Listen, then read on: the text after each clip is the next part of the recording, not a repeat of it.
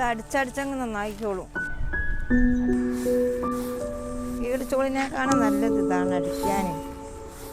Hello, എൻ്റെ ഉമ്മമ്മ ഉണ്ടാക്കുന്ന പോലെ ഞാനൊരു ചൂലുണ്ടാക്കാൻ പോവാണ്. ആദ്യം എൻ്റെ ഉമ്മമ്മ ഒരു ചൂലുണ്ടാക്കിയത് കണ്ടിട്ടാണ് കേട്ടോ ഞാൻ ഈ രണ്ടാമത് ചൂലുണ്ടാക്കണത്. നിങ്ങളിൽ എത്ര പേര് ചൂലുണ്ടാക്കുന്നവരിത് കാണുമെന്ന് എനിക്കറിയില്ല. ഉണ്ടാക്കുന്നവർ അല്ലെങ്കിൽ ഉണ്ടാക്കി പഠിക്കുന്നവർക്ക് ചിലപ്പം ഞാൻ ഉണ്ടാക്കുന്നത് കണ്ടാൽ എൻ്റെ മിസ്റ്റേക്സ് കണ്ടിട്ടുണ്ടെങ്കിൽ ഓ ഇങ്ങനെയും സംഭവിക്കല്ലേ, ഇങ്ങനെയൊക്കെ ശ്രദ്ധിക്കണല്ലേ എന്നുള്ളത് മനസ്സിലാവുമെന്ന് വെച്ചിട്ടാണ് ഞാൻ ഉണ്ടാക്കി പഠിക്കണത് ഈ വീഡിയോൻ്റെ തുടക്കത്തിൽ കൊടുക്കാനുള്ള കാരണം. എൻ്റെ ഉമ്മമ്മ നല്ല വൃത്തിയിൽ ഉണ്ടാക്കുന്നത് ഞാൻ ഈ വീഡിയോയിൽ കൊടുക്കുന്നുണ്ട്.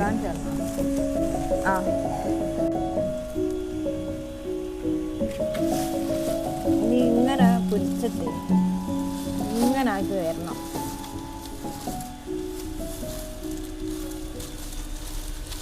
എൻ്റെ കൈ അത് ഒതുങ്ങാത്ത പോലെ.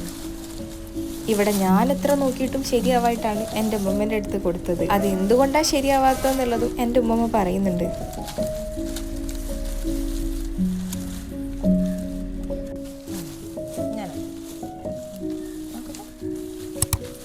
ഒന്ന് ഞാൻ കോർത്ത് തരാം. കുറച്ച് പഴയതായിട്ടാണ് ഉണ്ടാകുന്നത്. ഏറ്റവും ആദ്യത്തെ നടുക്കേത്തല്ല തലക്കത്തത് തുടക്കത്തിലുള്ള അങ്ങനെ അല്ലേ കാണില്ലേ? പട്ടൊന്ന് ചവിട്ടി പിടിച്ചിട്ട് വലിച്ചാലും മതി. ഇങ്ങനെ കിട്ടും. ഇങ്ങനെയാ? അങ്ങനല്ല, നീ വലിച്ചോ എന്നിട്ട് എടുത്താള് അടിയിലുള്ളത് ദൂരം വിട്ടാലും വേണ്ടിയില്ല.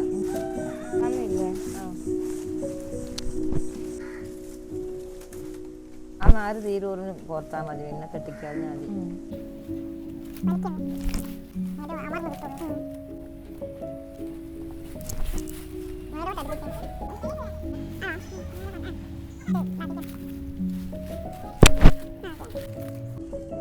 അപ്പൊ പോവാ. ഇനി അതിൻ്റെ അപ്പുറത്തോട് ഒന്നും കൂടി കോർത്തിട്ട് കെട്ടിക്കാള്. ഒരു കൂട്ടണമെങ്കിൽ എന്താ ചെയ്യാ?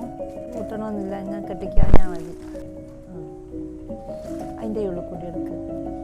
ഇതിന്റെ ഉള്ളിൽ കൂടി എടുക്കണം. മതി.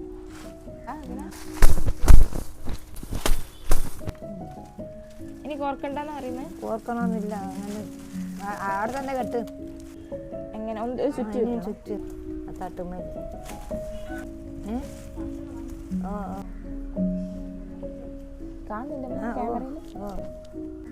എന്റെ മുഖം കാണുന്നില്ല. മുഖം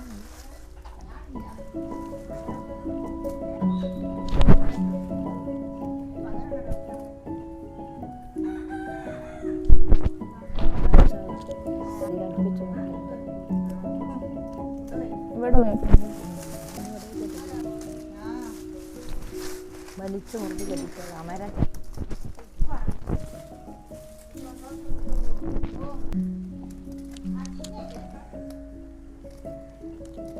താനിയനെ അടക്കേ.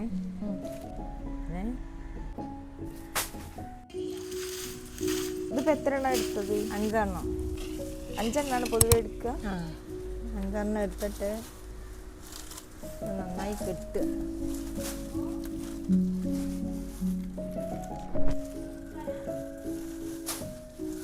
എന്നിട്ട് നമ്മൾ ഓരോന്നും യോജിച്ചത് ഇങ്ങനെ എടുത്ത് ഇമിലേക്ക് വെക്കുക. ഇപ്പൊ എങ്ങനെ പിടിക്കേണ്ടി? ഇങ്ങനെ പിടിക്കണം. ഈ പട്ട അടിയിലാക്കിയിട്ട് ഇതിൻ്റെ കാണാൻ അടിഭാഗം ഇങ്ങനെ വെച്ചിട്ട് ഇങ്ങനെ വെക്കുക.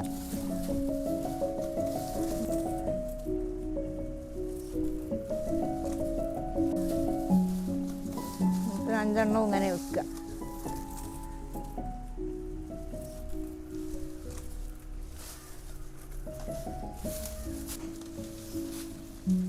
എന്നിട്ട് ഇങ്ങനെ തിരിച്ച് പിടിക്കണം. അതാണ് നമ്മൾ കൈ പിടിക്കുന്ന മാതിരി വരിക, പട്ട ഉള്ളിൽ വരിക. ഇങ്ങനെ വരണം. ഓക്കെ.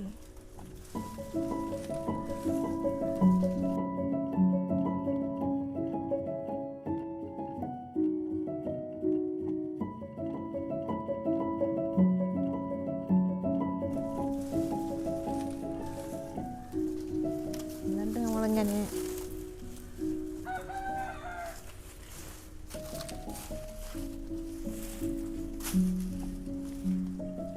ഇഷ്ടമുള്ളതിൻ്റെ ഉള്ളിൽ കൂടെ കോർത്താൽ മതി. എങ്ങനെ കോർക്കുക? അല്ല, അടിയിലടിയിലായി വരുന്നത് വേണം കോർക്കാൻ.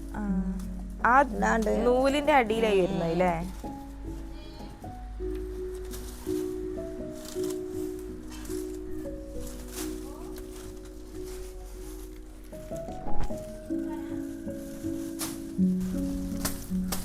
ജോലിക്കാണെങ്കിൽ അടിഭാഗം നല്ലോണം ഒരുമിക്കണം.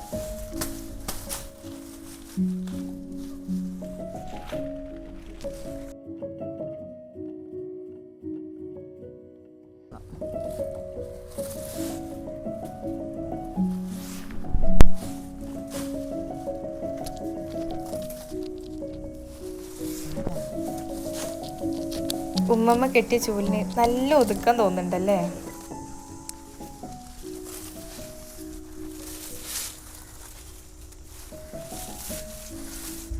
എങ്ങനെ കെട്ടാന്? അങ്ങനെ കെട്ടിയിട്ട് ഒരു കെട്ടാം. ഒന്നിൻ്റെ ഉള്ളിൽ കൂടെ എടുത്തിട്ട് അല്ലേ? വേറെ ചരടികളുണ്ടായിട്ടില്ല.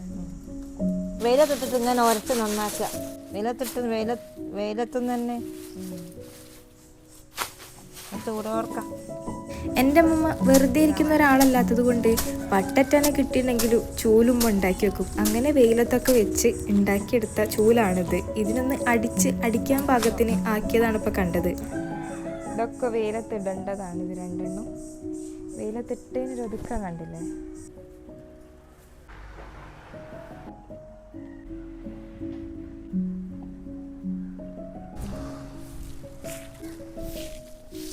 പൊടിയും മണ്ണും ഒക്കെ നല്ലോണം പോയിക്കോളും.